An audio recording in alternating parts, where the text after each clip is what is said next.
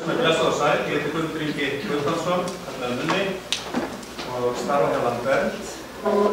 Landvernd og Landgræðsla ríkisins efna í sameiningu til þessa hádegis fyrirlestrar hér í dag sem ber heitið Stígum varlega til jarðar og fjallar áhrif ferðamanna á náttúru Íslands. Það Andrés Arnald sem fagmálastjóri hjá Landgræðslunni sem ætlar að vera með erindi hér í dag. Svona cirka 30 mínútna langt og eftir skapast tækifæri fyrir umræður. Andrés í auglýsingu viðburðinn setur fram meðal annars þessar spurningar. Hve vel eru stjórnvöld, stofnanir og hinir ýmsu hagsmunaaðilar í stakk búin í að vernda gullgæs ferðaþjónustuna náttúru Íslands. Hve vel hugum við að þeirri auðlegð sem felst í víðernum og fegurð landsins. Litið á umhverfisáhrif ferðaþjónustuna sem ferðamál en ekki umhverfismál. Þannig að hann kemur hérna inn á ýmsar spurningar sem varða áhrif ferðamanna á náttúruna. Og ég held að við getum öll verið sammála að við þurfum að draga úr neikvæðum áhrifum ferðamennsku á náttúruna eins og hugsast getur. Aðeins Andrés, þá til að leggja blaðið frá mér. Það er mjög skemmtilega að segja einhverja skemmtilega sögur á hann sem ég lesi ekki frá blaði.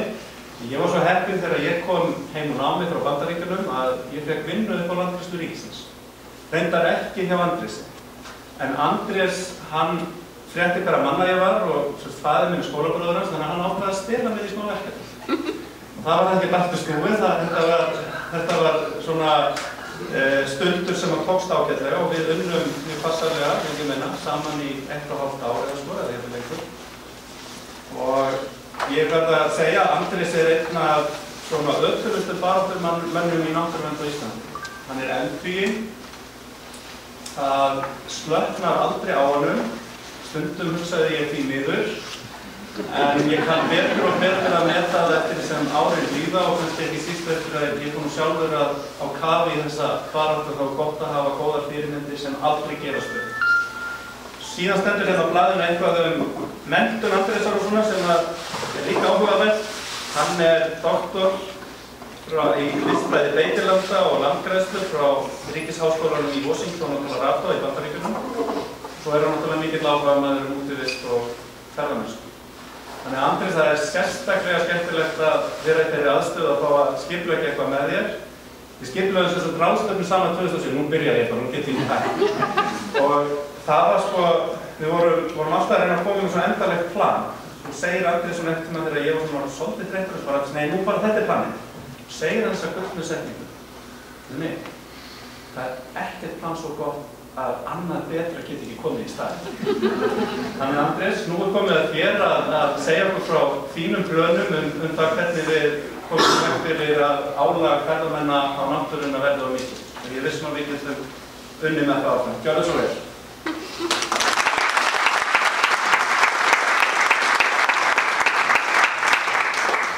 Takk Guðmundur, en ég kom nú bara við að maður óðurlög, þá er ekki að byrja. En komið þið sæl. Titillinn áhrif ferðamanna á náttúru Íslands, en ég ekki alveg viss ég kom endalega til að svara þessu spurningu sem að Mummi nefndi á það. Þemað í raun og veru sem við tilkomum. Það ræðum fegurð Íslands sem undirstöðu á mikilvægastu atvinnugreinar landsins. Það fyrir risa átak í verndun og útbótum og síðast en ekki síst hvernig stöndum við með fagþekkingu erum við tilbúin í verkefnið. Og tilgangurinn fyrst og fremst bara til að kveikja umræðu og fyrirlesturinn þess í raun og veru merkið þar með. En Ísland, þetta ákveðlega lifandi land og það ekki að ófyrirsynju sem að álvar Tröll og alls konar forinu svona snar þáttur í þjóðtrú Íslendinga og raun fyrir vitni. Þessi þingeyski hugsuður ca. 6.000 ára gamalt og býr í Ódáðahrauni. Þessi mæginn gæta Jökulsárgljúfra. Þessi forinja stendur vörðum neðanundir, kannski ekki alveg nógu vel að vísu, en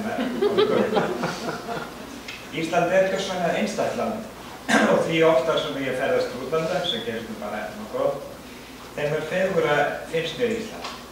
Ég kemst alltaf þeirri raunum að þó ég kom á jafnfæra stað að finna mig hér á landi, þá hlýtur Ísland að vera fegursta land í heimi því að það býr svo mikið til fjölbreytni. En vel kunnum við í raun og veru að meta fegurð Íslands. Erum við svolítið heimsk í þeim efnum og vanmetum fegurðina. Heimskur sá sem heima situr.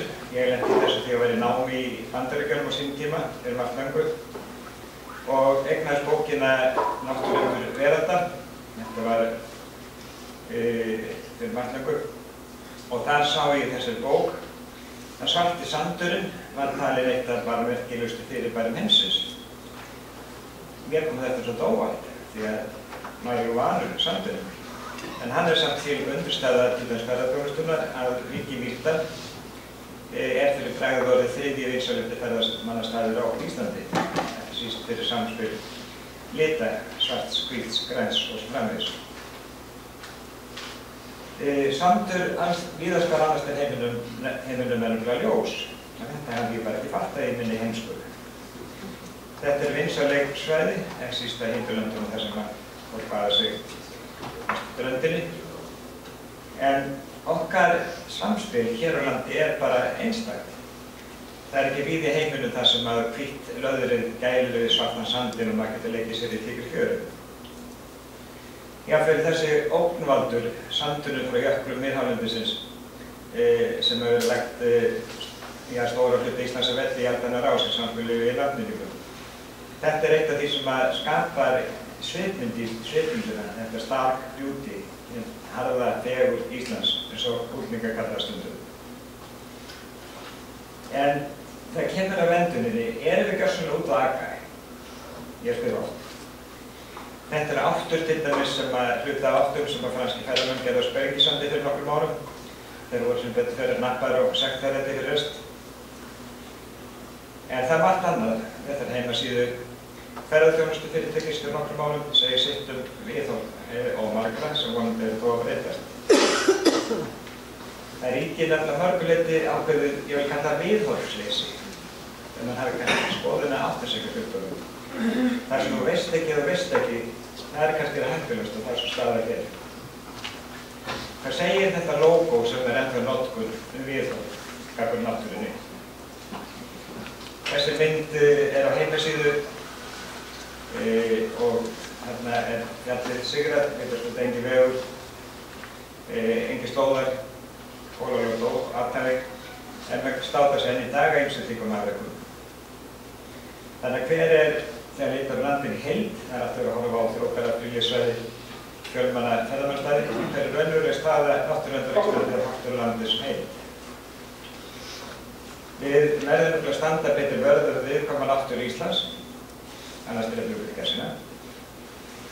Og þá verðum við að beina sjónum líka frá fjölsóttistöðunum og huga því að Ísland er raunverulega allt saman einn fjölsóttur ferðamannastaður. Hvar sem maður er þá er maður að ferðast og þannig er þetta ferðamannastaður. En Ísland er undir vaxandi álagi. En spurningin er svolítið flókin. Hvað þurfum við að vernda meðan á þessu þá og ferðaþjónustuna þannig að við gætum hagsmuna til framtíðar. Og það er ekki hugan djúpt í breytinu það. Það þarf til dæmis að huga því að varðveita sjónræna fegurð og landslagshildi, ekki bara einstaklega staði eða bretti. Þar af leiðandi þurfum við að velta fyrir okkur hvort að auðlind geti sumstar verið auðlind, skapar ákveð svipmót. Oft ég svartan sandinn leit, svíta grænan engireitt, oft Jóhann Sigurjónsson. Og vissulega hefur skelfileg erfiðseyðing orðið hér á landi á síðustu 1000 árum eða svo. Kannski hefur heimsmeti því, ég veit það ekki. Og afleiðingarnar hafa náttúrulega orðið hrikalegar bæði fyrir fólkið og raunverulega allt líf á Íslandi. Nú er þessi blettur orðinn grænn og þessi ungi nýtni drengur sem þarna er í hafi eyðileggingarinnar er orðinn heimsverður tónlistarmaður. En við þurfum að horfa á það líka, og það er mjög skrítið að heyra landgræðslumann tala um það, að í auðnunum ferst líka hluta þeirri fegurð sem að ferðamaðurinn er að sækjast eftir. Þannig við þurfum að ganga skipulega til verks. Við þurfum að móta raunveru kannski stefnu það hvaða svæði við eigum að kappast að reyna að græða, breyta yfir nýtjanandi eða stöðva samfólk yfir veg eins og gerir. og hvaða svæði, til þess að við á myndinni, við eigum einfaldlega bara að láta í friði, ekki gera neitt við. En þetta er fjölbreytt spurning. Hvað með til dæmis tegundval ásýndlands og útsýni? Já. Er ég á ákveðstöða? Það var kannski að spyrja henni, já. Já, það var þessu næst svo. Þurfum við að huga betur að því hvað við sáum lúpínu, hversu mikið hluta landsins hún eigi að fá að þekja. Þurfum við að gæta því að skógur með hávöxtum trjám takmarki ekki útsýni eða spilli landslagsheildum. Erum við þetta komið í land? Petra. Var ég að tala bara í sjóðum? Það er eitthvað nýtt.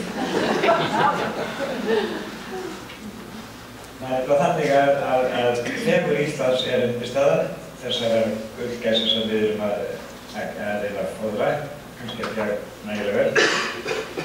En við erum, finnst mér, og mörgum öðrum, að upplifa alveg stórkostlegt tímabil skemmt á viðkomandi náttúru.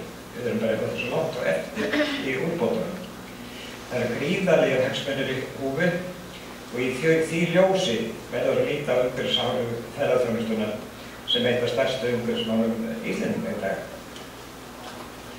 Þetta er gríðarlega brýnt verkefni en við erum gjörsamlega vanmáttug til að takast á við þetta. Stofnanakerfið, við getum komað inn á það betur í umræðum, en stofnanakerfið er afar veikt, sundurlaust, lítið samstæðina þess og peningar á skortnum skammti.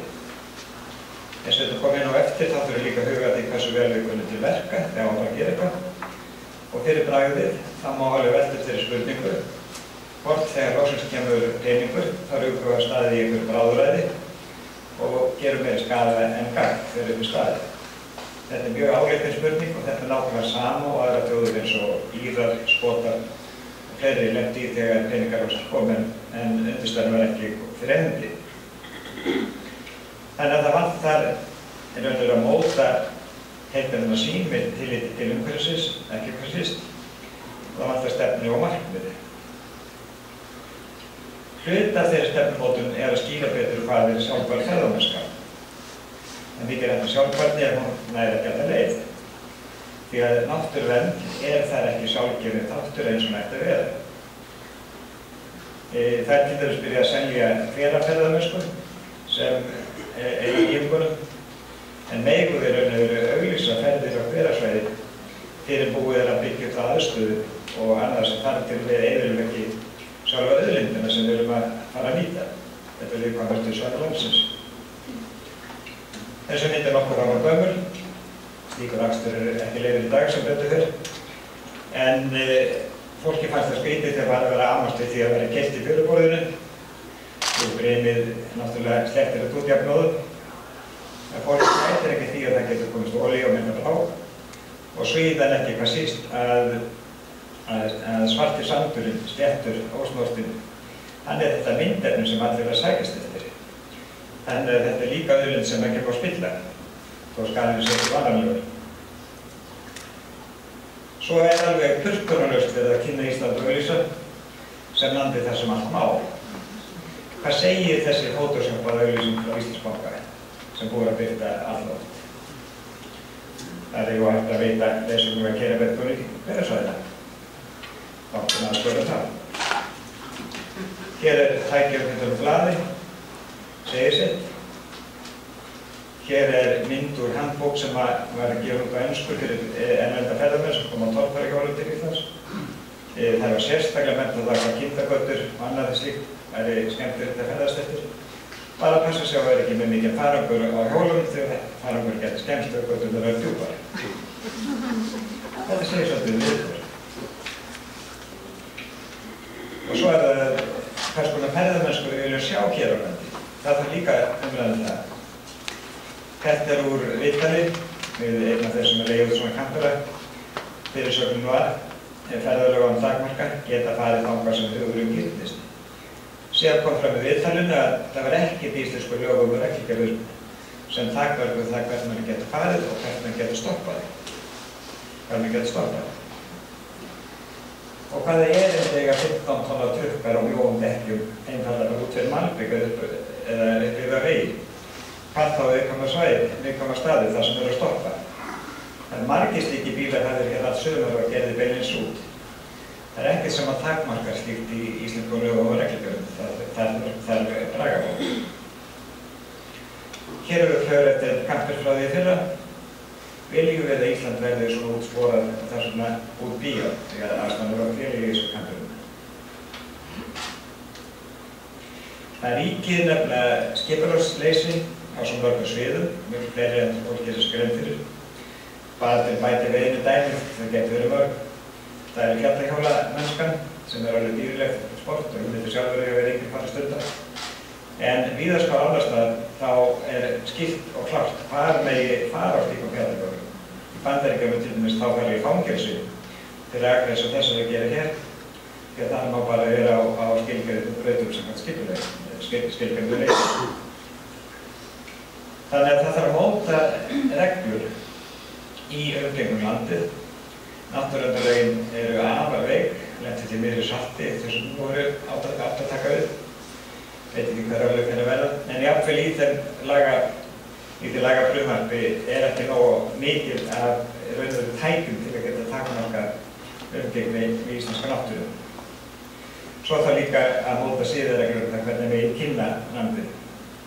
Það er því miður til dæmis allt og oft sem að stórfyrirtæki sem flugleiðir lendir því að kippa auglýsingu tilbaka vegna þess að það sem verið að kynna bara hentar ekki íslenskri náttúru. Var með okkur dæmi þegar einn kippt auðvitað. Bara til að sýna fjölbreytnina í því sem þarf að huga, þá þurfum að huga að til dæmis Öræfakerfinni. Ég er dýrlega í 4x4 búin að vera það lengi, en ég veit bara ekki hvert þeirra það fara félaga mínir þegar ég myndist að það í viðtali fyrir nokkuð löngu að það þetta varði þetta Öræfakerfinni. En Öræfakerfin íslenska, hún er einstök. Hvar annars þar getur setið inn á hálendum eins og hlust og eitt frábærast eða lón út á vatni. Annars þar er fullt af skordýrum og öðru slíku sem byggði klif. Þannig við þurfum að varðveita þetta einstaka fyrirbæri. Þess vegna þarf að setja meðal að skýra reglur allt sem að getur valdið hávaða á stöðum þar sem áværi gegn liður. Og til þess vísarlendingar, Bandaríkjamenn og fleiri eru með það bara inn í skipulagi, hvað má vera með áhugasama starfsemi eins og þyrluflug. Hér geta engar reglur, en það er bara það sem peningur stýrir. Þetta tengist því líka að víðerni sem slík eru ómetanlega auðlind. Það eru hverfandi í Evrópu, hverfandi mjög víðum heim. En við erum komin til miður í þá stöðu að miður við vegi og línur sem að sýndar á kortum og gagnagrunnum, þá eru þessi víðerni okkar í útrýmingarhættu. Ég ætla að sýna ykkur kort eins og hver staðan var miðað við 2010. Hún er þessi. Og ritgerð eftir Francis Drake. Við þurfum fyrir bragðið að huga mjög vel að því hvernig skipuleggjum vegakerfið okkar. En það er ekki verið til mjög stjórnleysi. Við þurfum að velta fyrir okkur hver víðtækt vegakerfið á að vera. Það hefur mótast nánast skipulagslaust og til mikið skaða ekki bara fyrir náttúruauðlindirnar, heldur líka fyrir öryggi ferðaþjónustunnar. Þegar menn er aninn á alls konar slóða sem sjást á gippisnækum og lendi bara alls konar vitleysu. Það er skipulag. Ef maður er ekki kamari, þá það lifi jú. Þetta er ekki það mörg. En ef maður á torfartaki, þá bara á stað. Og svo þegar maður fara allir með ganna og svo kannski þriði með gippisnækjum og tekur leiðin inn og svo lendur hún inn á kort. Eða það. Ekki alveg, sem betur verð. En staðan er samt svo að í gagnagrunni vegagerðarinnar þá erum 13 km af vegum og slóðum. Síðan mörg millistig, en sá sem að best býður í þessum efnum er með 42.000 km af leiðum sem að kalla eru vegir og slóðar. Það sér hvað helvita maður að þetta lítur að vera eitthvað stærstu götunum við skipulagsmálum þjóðarinnar. Bara til að nefna dæmi hvað við erum að byrta kortum. Þá átti til dæmis leiðin áttaðsveðinni fyrra, koma þessu gatnamótum og leiti hliðarinn á slóðuna sem liggur þarna til vinstri á Kyrpistekkinum. Það sem að sýna á þessum kortum og kallar vegir og þjóðir, eða vegir og þjóðar, voru hluti af þessum 42 kílómetrum, sem betur fyrir kannski stór hluti samþykktir vegir, en síðan smala leiðir, grenjaleiðir sem falla kannski annað hvert ár. Jafnvel fyrir þetta akstur utan vega hafa lent inn á degi síðar inn á kort sem landhögur og svo framvegis, líka gönguleiðir. Þannig við höfum verk að vinna við að kippa þessu lag. Varðandi ferðarleið þá þurfum við líka að huga að gönguleiðum og það kannski mitt eigið áhugamál. Því að þar býður risavaxið verkefni að koma með málum betra lag. Það mikið verið að gera til útbóta og margir að vinna vel að þeirri hlutum, ég vil taka það skýrt fram. En hér hefur verið til að svara miklum fjármunum. En hvað að? Viljið koma kannski 3 tillögur þar sem ykkur finnst mætti betur fara á þessari mynd. Í fyrsta lagi allt og beint. Sjónrænt séð á aldrei leggja nákvæmlega beina kafla því að það fyrir ekki landslæg. Hvað með vatnið? Það ekki gera neina ráðstafanir til þess að hleypa vatninu út af. Og svo framvegis. Svo hann í þriðja lagi allt og brattur, því að því brattari sem að leiðin þeim náttúrulega meiri verður úrverðlishætta. Það það sem eyðileggja fjárfestinguna á undiráttum tíma. Þannig að það risavaxið verkefni framundan sem að kallar á alveg gríðarlega peninga, milljarða á ári. En fjármögnunin í algjörum ógöngum. Þetta afar slæmt hvernig verðum náttúrupassan, eða fókus á náttúrupassan út af fyrir sig en ekki fókus á verkefnin sem að bíða, finna sem bara fjármögnun á því. Það alltaf til peningur ef menn sýta það í forgang. Og tímatöfin okkur Íslendingum alveg svakalega dýr því að hvert tapað ár getur kostað 2 ár í að vinna skaðan aftur. Og þetta litli peningar sem í málunum í dag. Efast fólk gerir sér almennilega grein fyrir því. Það að koma í framkvæmdar og ferðamannastæði kringum 146 milljónir samkvæmt fjárlögum þessa árs. Þetta smáverðar. Því samanburðar eru til þess markaðstarf og byrja þetta kynningandi 414 milljónir. Bara til sýnda skala, engin meiningu bak við þetta. Og hvað þessi búið að velja 3-4 milljónum í styrki vegna uppbyggingar á Bakka. Það þykir ekki stór peningur í þeim gera. En það sem ég ágjör af eins og mittist áðan að við kunnum ekki nógu vel til verka. Það var loksins þegar peningur kemur og kerfið hefur verið þannig að ákveðum fjármögnun kemur kannski á vori eða byrjun sumar og svo þarf að vera búið eða peningur til áramót. Hvers konar vinnubrögg býður það upp á í raun og veru. Það er skelfilegt. Það þarf með öðrum orðum heildræna áætlun og það er verið að tala stöðugt innviði, það er að segja klósett og... ég búin að missa hátalarinn eða? Já, það er stöðugt. Það tók að við þá til hann búin að gera við. Það heyrist hingað. Það heyrist alveg. Er það alltaf leið? Þú eftir hvað það að segja. Það segja núna það sem ég þóði ekki að segja. En það er mest verið að ræða innviðina í hugtakinu mannvirki. En það er ekki hugsað því það að landvarslan sem slík kannski það sem allra mikilvægast að byrja á. Því að þá læra menn á svæðinu og marknaðum að síðan að meira vitið þegar það kemur. Tengist undirbúningi og öðru slíkum. Þannig að það vantar miklu hindrandi hugsun í þetta. Þetta er það sem ég myndist áðan með ramman. Það þarf að taka 1, 2, 3 ár, 4 ár, jafnvel lengra. Að læra á svæðinu byrja smátt og afla reynslu áður en rókið að staðið náttúrulega. Og þessi helmingaskipti í kostnaði eins og nú náttúrulega tótt upp bara. Þegar hvernig á sá sem verður á land sem verður til álegi að hann að borga fyrir viðgerði sem hann nýtur ekki góðs af þjónustu sem hann nýtur ekki góðs af sjálfur.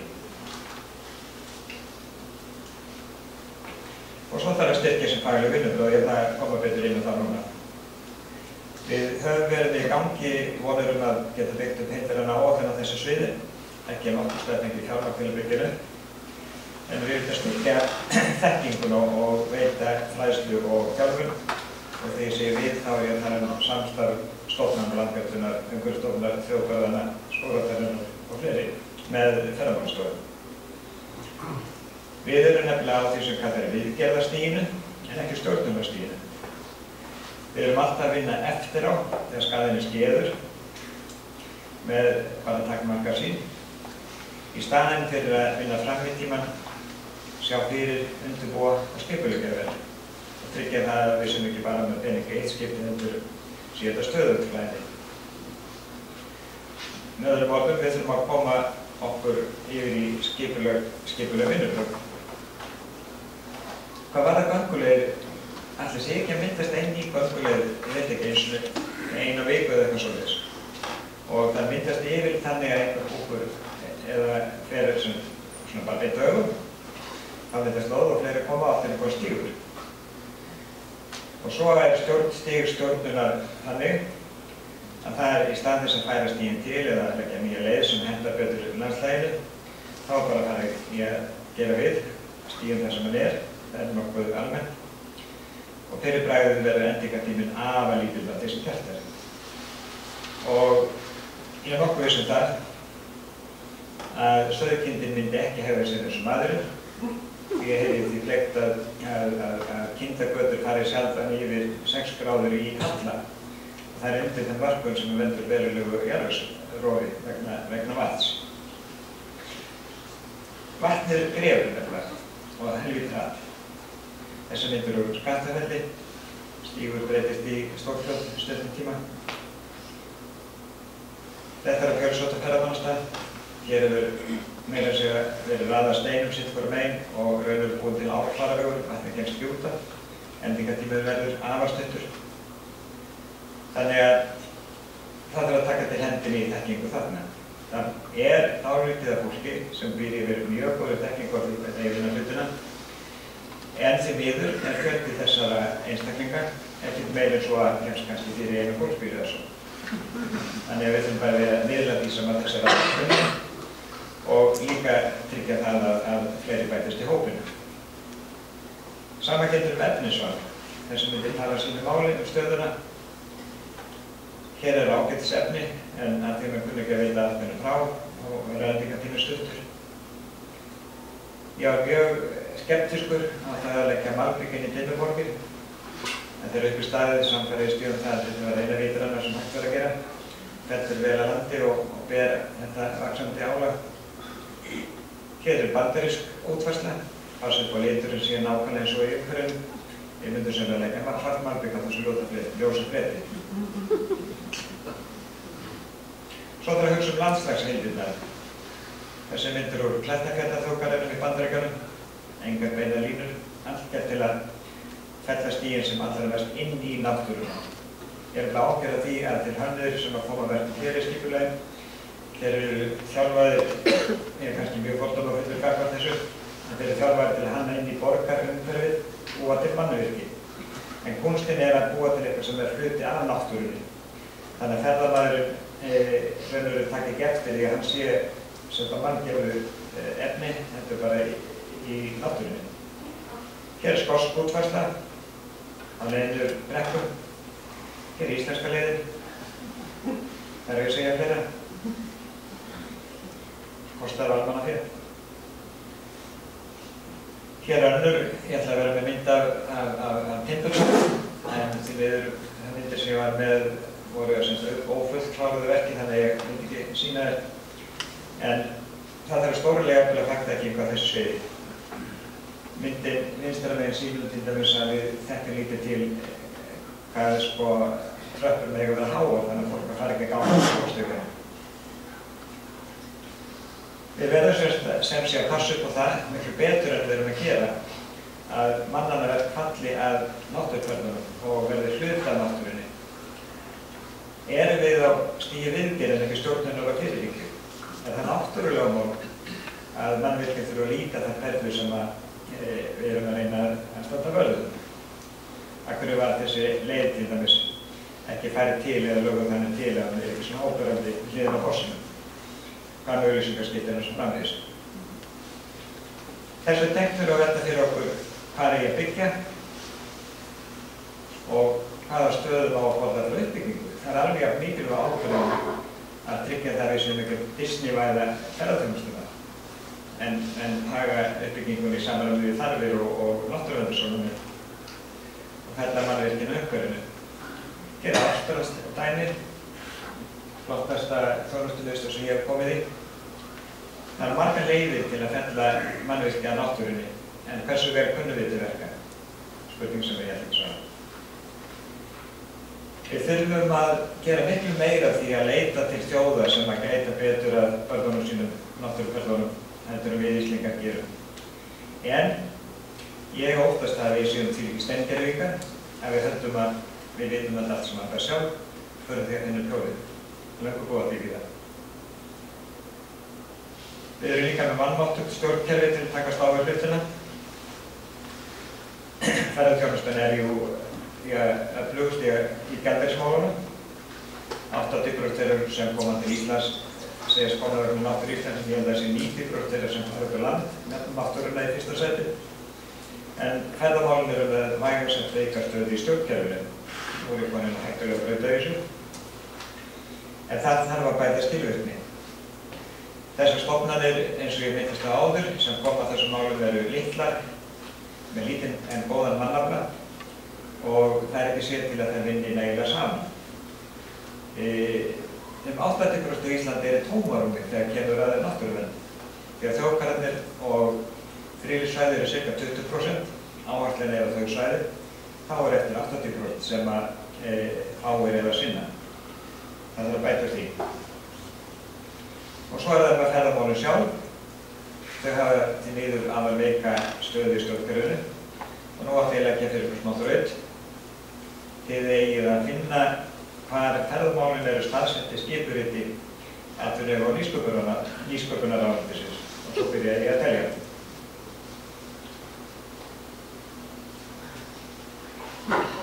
Þetta er ekki auðvundið. Það er ekki að tefja tíman, þá kan ég bara koma með öruna. Hún er í lítilli skúffu með ýmsu öðru. Af hverju er ekki þessi mikilvægasta atvinnugrein landsins einfaldlega bara með sérstakar ráðherra í dag eða sterkari stöðu? Ég setti umhverfis í sviga. Umhverfismálin er náttúrulega undirstaða vaxandi ferðaþjónustu. Það gæti eða gæti ekki. Það er vel á því að sameina þetta í einn. En í öllu falli þarf meira vægi fyrir stjórnsýsluna því að við lendum í því sem er að vinna í þessu að við vitum einfaldlega ekki við hvernig við erum að tala. Við erum að kvarta, við erum að koma með tillögur, við erum einhvern veginn að hlusta á þetta. Og að lokum, það sem ég hef verið að reyna að gera er að leggja máls og ýmsu sem að betur mætti fara. Ekki spurninguna, hversu vel við erum undirbúin til að takast á við sívaxandi fjöldaferðamanna. Ég naut þeirrar ánægju að vera í nefnd úrbætur á kjörsettum ferðamannsstöðum sem skilaði til ráðuneytisins árið 1990.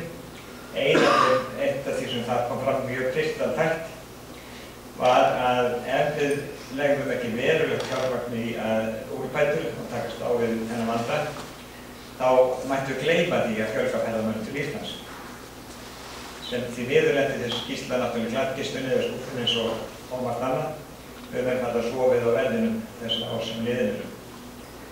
Á þessum tíma frá 1990 þá hefur íbúum fjölgað 70.000 en ferðamönnum fjölgað rúmlega 800.000, 850.000.